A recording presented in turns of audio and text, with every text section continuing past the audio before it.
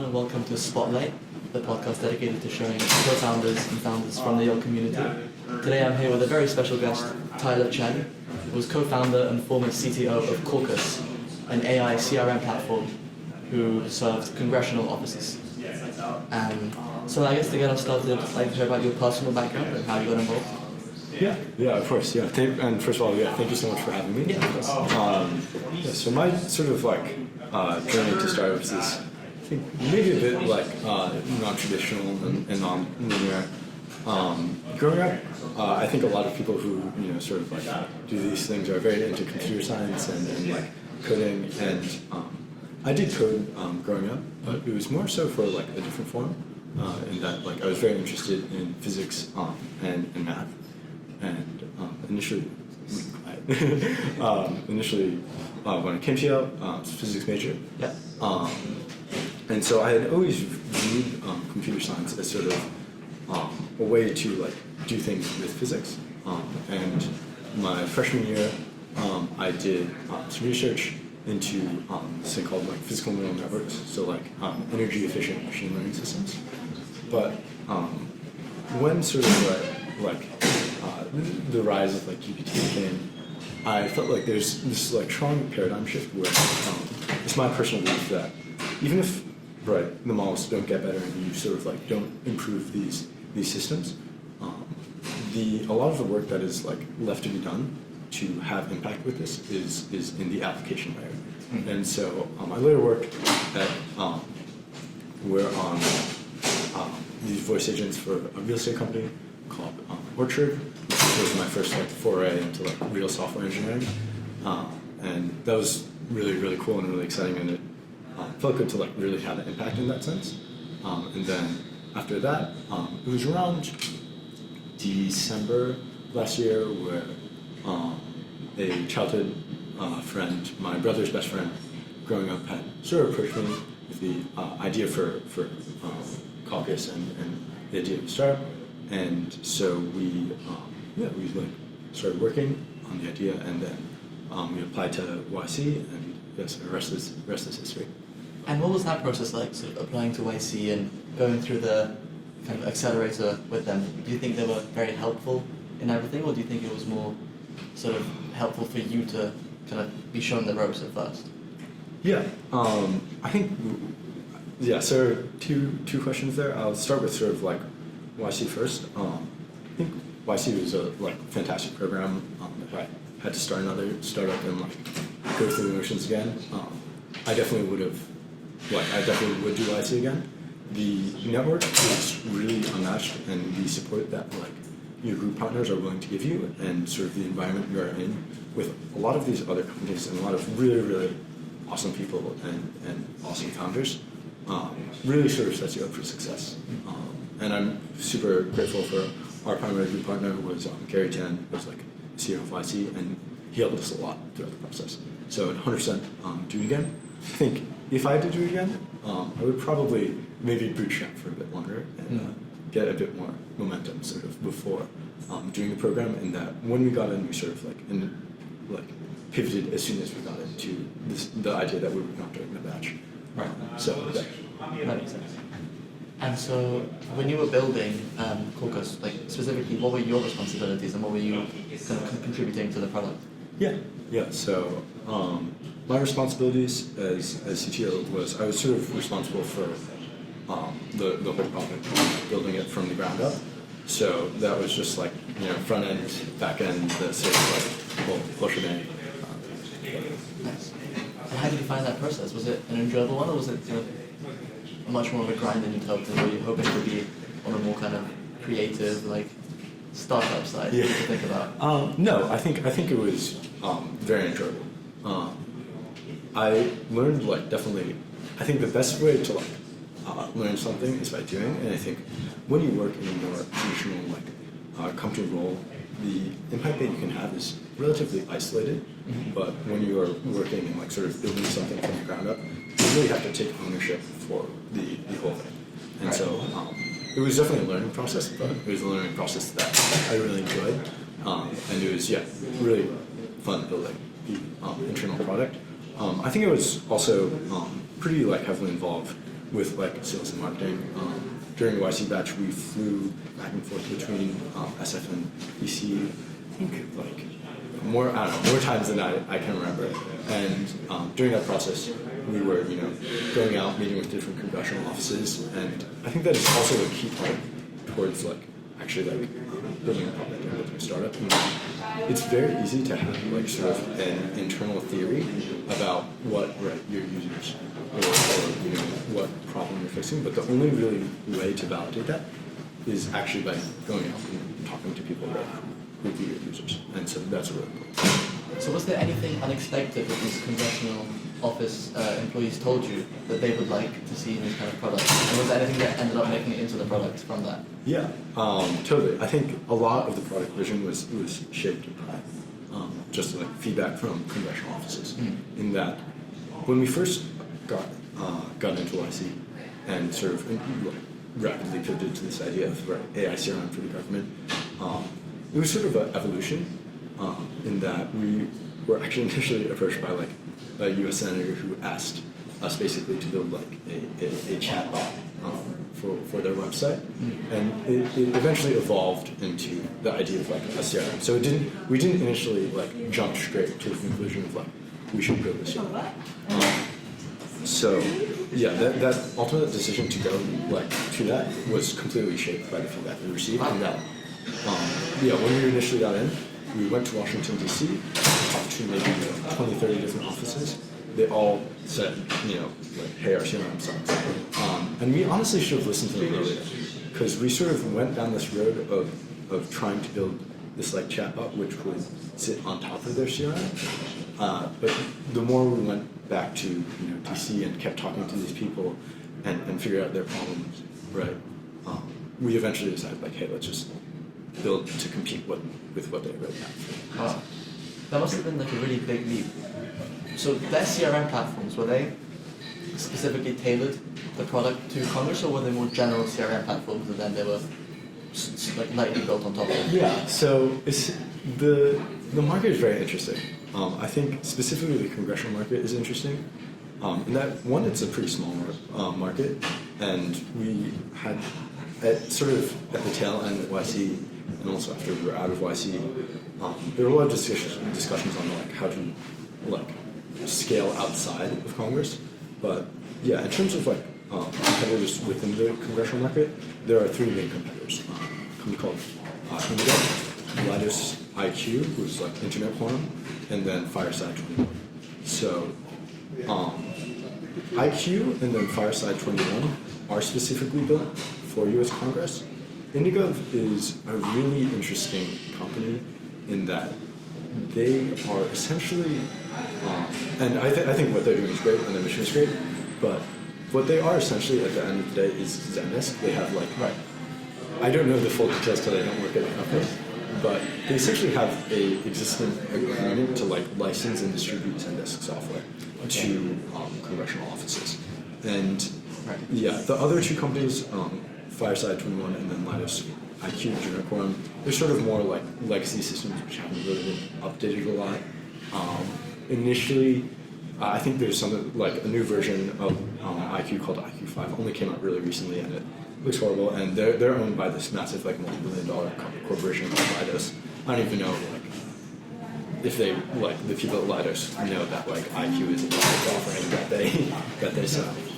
And similarly with Fireside 21. Fireside 21 is owned by a company called FiscalNote, and it's actually considered like a almost like failed business within the company called FiscalNote, because they acquired Fireside 21, and yeah, it's not considered like a super successful product. Interesting. So how did you differentiate yourselves from these competitors? Like it sounds like there was some, maybe one or two decently established players before you guys went into the sector. Yeah. What did you do like differently? Just be better, and specifically with like with AI. I think there's a lot for everyone we talk to, and I think now is a really, really special time in the U.S. government in that people are more accepting and willing to change than like a lot of previous history. And there are a lot of political reasons which I won't necessarily go into here. But especially when it comes to AI, people are a lot more willing to adopt it than I think they were before. government is a very slow-moving place, but it's interesting in that people sort of want automation, right? And there are so many menial tasks that they do in their jobs that can 100% be automated with AI, and it's also something where that can actually like lead to helping more people and more constituents, right? And can actually have a positive impact on like the American people and the amount of work that these like congressional offices can handle and like throughput of constituent inquiries. So none of the other products offered AI. In fact, there's Alex Kutz, the CEO of GovTech, has like sort of like openly said on a podcast that he doesn't think that AI should like interact with constituents. He believes that there are applications that should maybe happen on the back end. But yeah, so it's just not something that they've implemented at all. And if you imagine, like, so for sort of more context, and sorry, this is a sort of discussion. What these offices do, right, is they receive, Congress as a whole receives millions of constituent inquiries a year. And you can sort of think as Congress, and the larger U.S. government, but especially Congress, as like the customer support, arm for like the U.S. government. There are people specifically dedicated to constituent communications and constituent casework. And what they do currently is basically they will receive all this now, and then they will sort the constituent inquiries they receive into different categories, right? And then they do something called batching, where they write up a response, right? So let's say someone writes in inquiry about like, I want the school buses repainted to be green instead of yellow. They will take all of the responses they receive about school buses, write one letter about like the congressperson's beliefs on that, and then send that same letter out to all of the different constituents. And so constituents are not receiving personalized responses, right? And so you can actually personalize it with something like an LLM, which is trained on like the positions or can access the congressperson's positions using something like retrieval augmented generation or something like that. So yeah, there's a lot of them, and that's only one like aspect of the job they do. And there are a lot of other aspects which can similarly be improved. And so when you think about this sector, I was really surprised when you said that you found that Congress is very willing to adopt new technologies. That seems to be like the opposite of the reputation that you think of government. Yeah. So I guess based on that, how do you see the future of the sector shaping up? It sounds like there's so much space for innovation in it. Do you think there's a chance that it does get adopted properly, or is it still a bit tentative?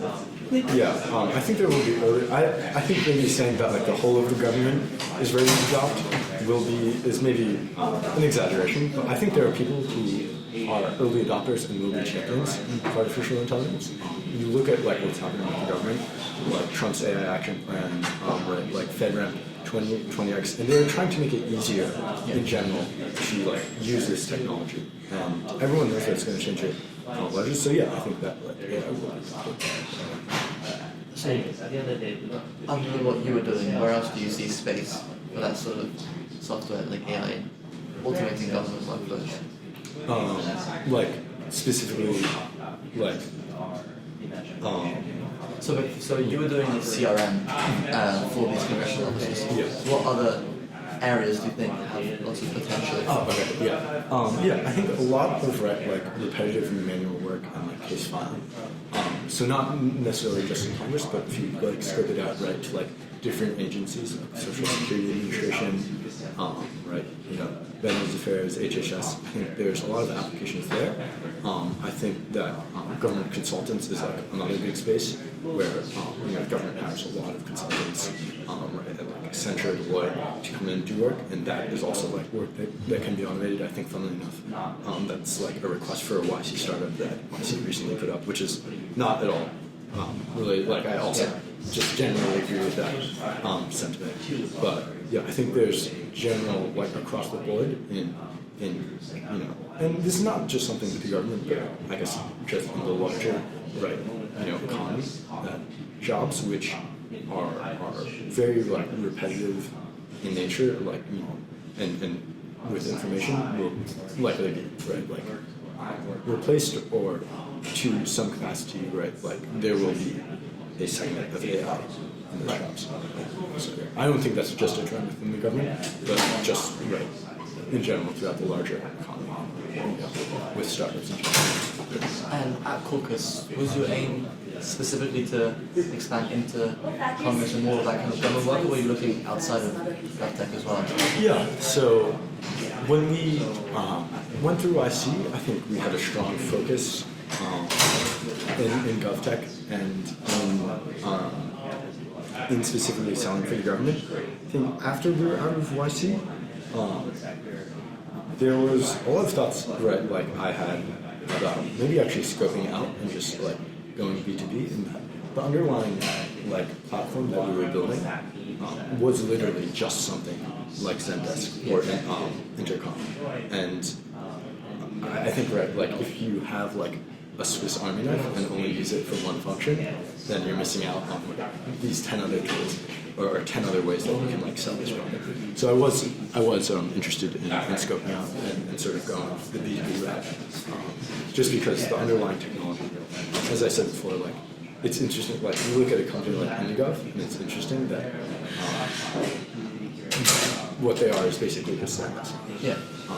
And at the end of the day, right, if I'm building something which is just Zendesk or just Intercom, right, why not try and compete with them?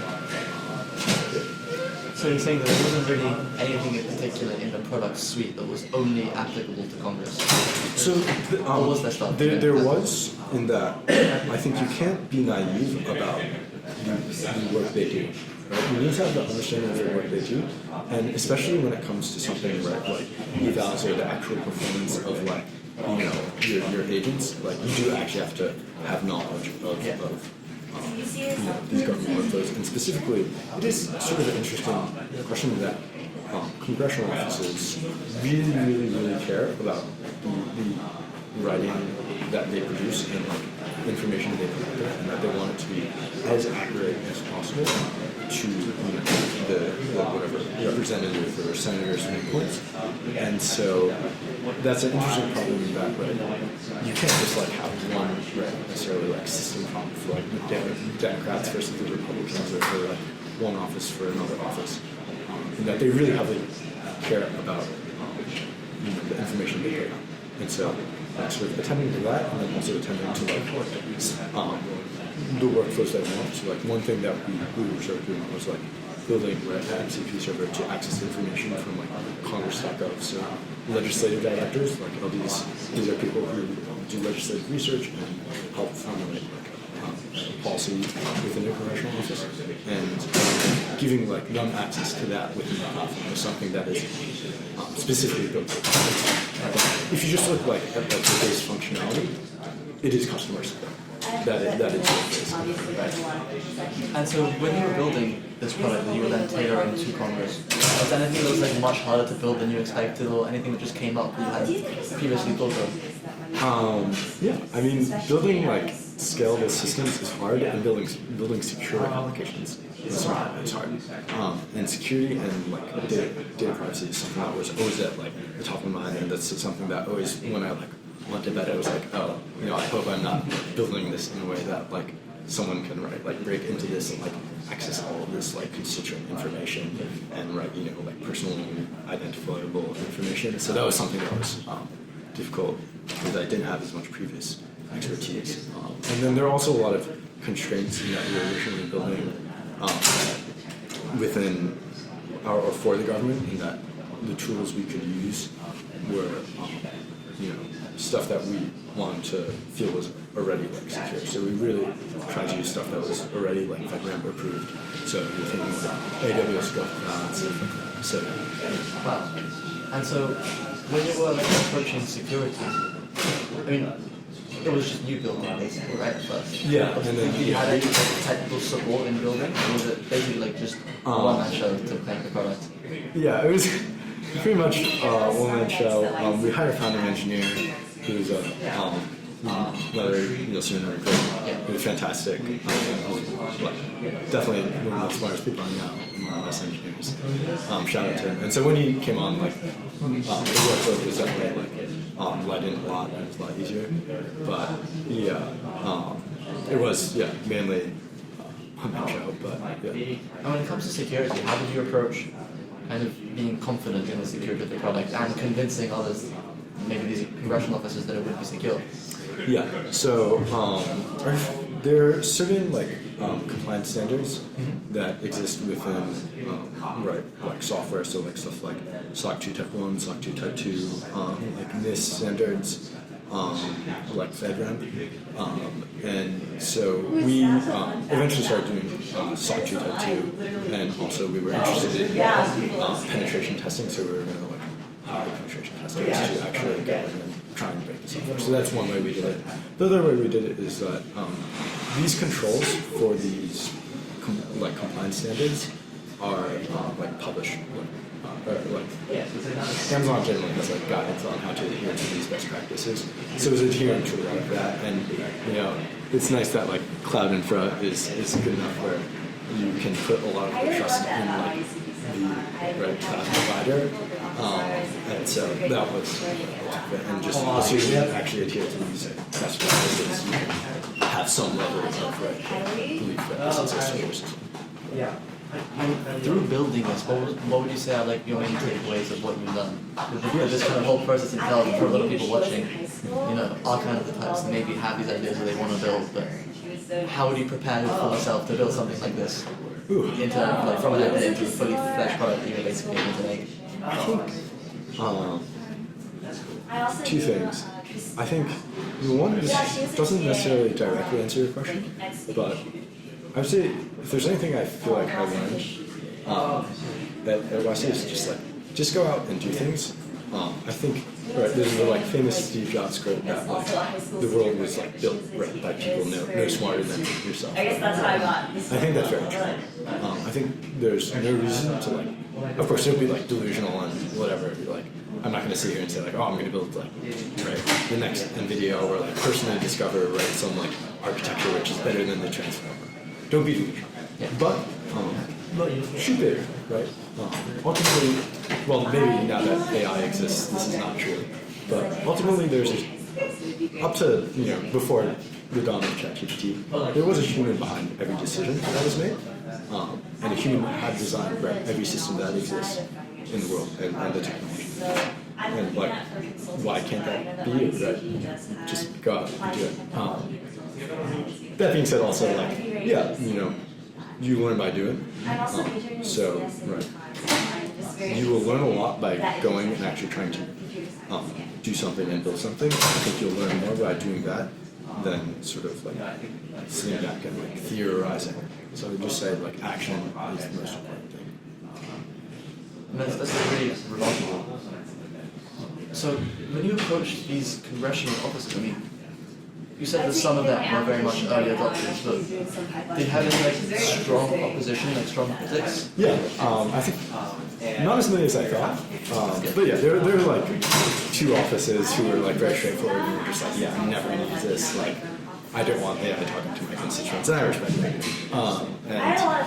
And keep in mind, these are like people who are literally still using like paper and pen for like everyday tasks.